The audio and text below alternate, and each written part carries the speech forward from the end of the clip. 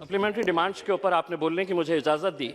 इसका मतलब यह है कि आप सप्लीमेंट्री डिमांड्स के ज़रिए आप सरकार से पैसा मांग रहे हैं सरकार चलाने के लिए।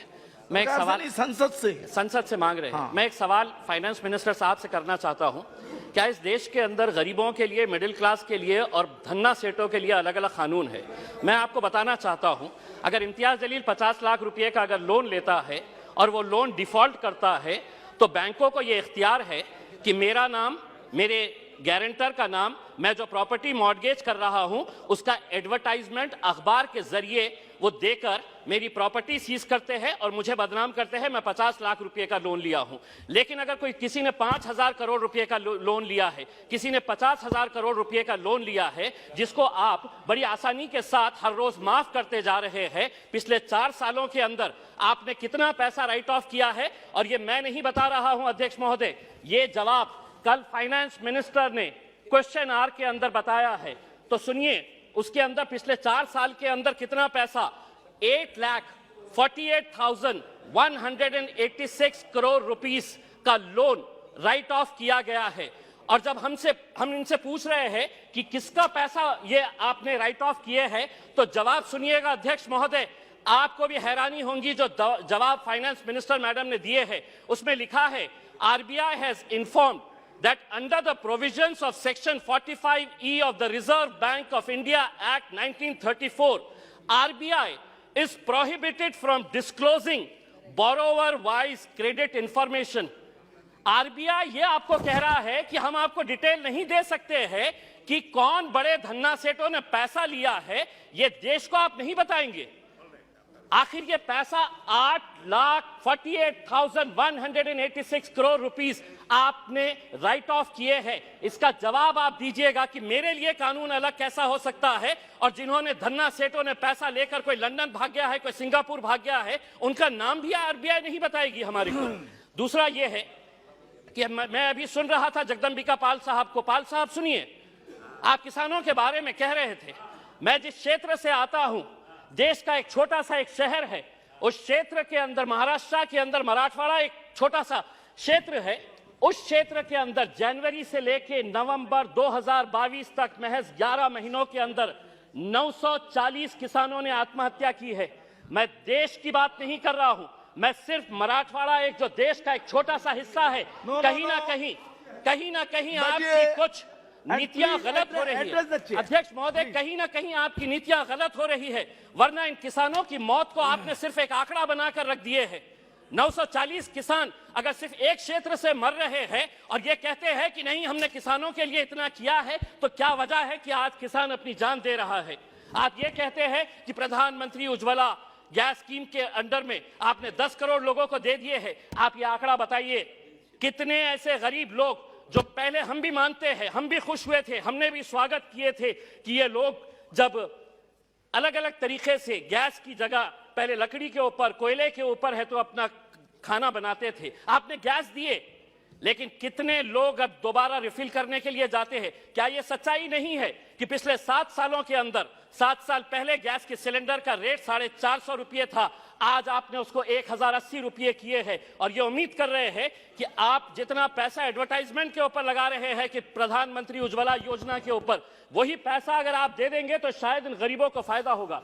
अनएम्प्लॉयमेंट, आज बेरोजगार, ये आंकड़ा मैं नहीं बता रहा हूं, कोई मनगढ़ंत आंकड़े नहीं बता रहा हूं, centre for monitoring Indian economy, इनके आंकड़े आए हैं।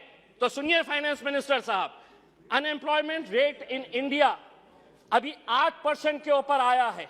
3 महीने का सबसे ज्यादा का आंकड़ा जो है वो अभी आया है। अध्यक्ष महोदय, हो सकता है आपके पास भी एक EPS 95 की एक स्कीम है।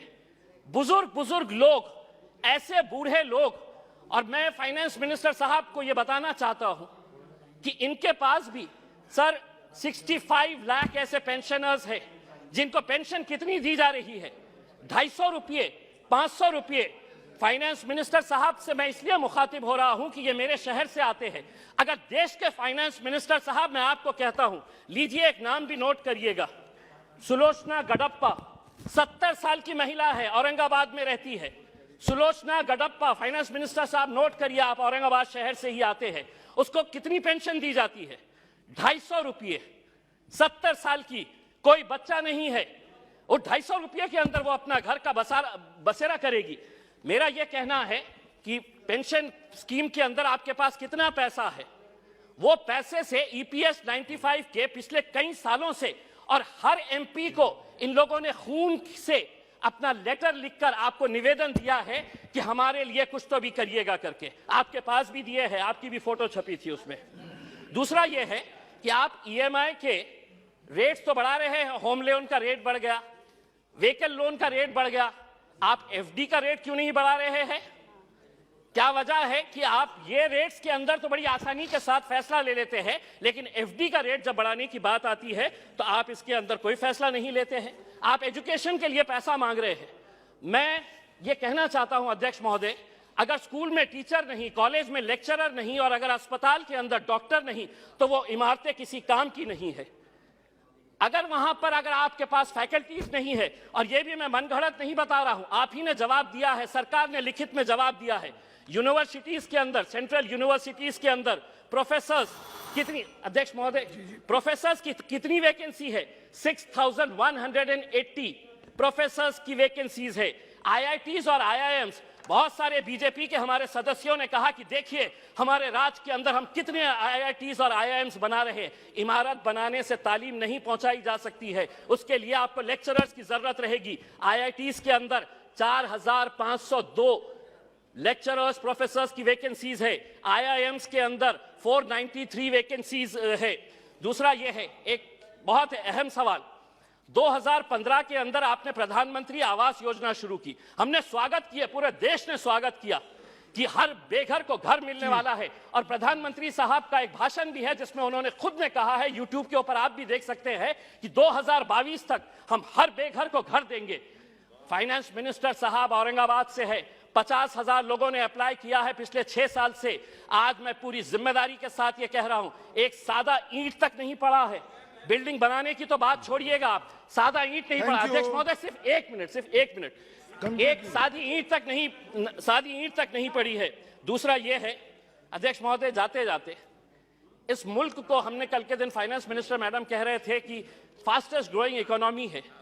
हम आपसे ये पूछना चाहते हैं, अगर आप एक इतने बड़े माइनॉरिटी के तबके को अगर आप पीछे रखेंगे और आप ये उम्मीद करेंगे कि देश चलेगा आगे, हम क्या कहना चाह रहे हैं? आप हमारी प्री मैट्रिक स्कॉलरशिप बंद कर दे रहे हैं, आप हमारी मौलाना आजाद रिसर्च फेलोशिप आप बंद कर दे रहे हैं। आप ये सोच रहे हैं कि अगर माइनॉरिटीज को हम पीछे रखेंगे तो देश आगे बढ़ेगा। देश को हम भी आगे बढ़ाना चाहते हैं। हम चाहते हैं कि आप सभी का साथ और सभी के विकास के बारे में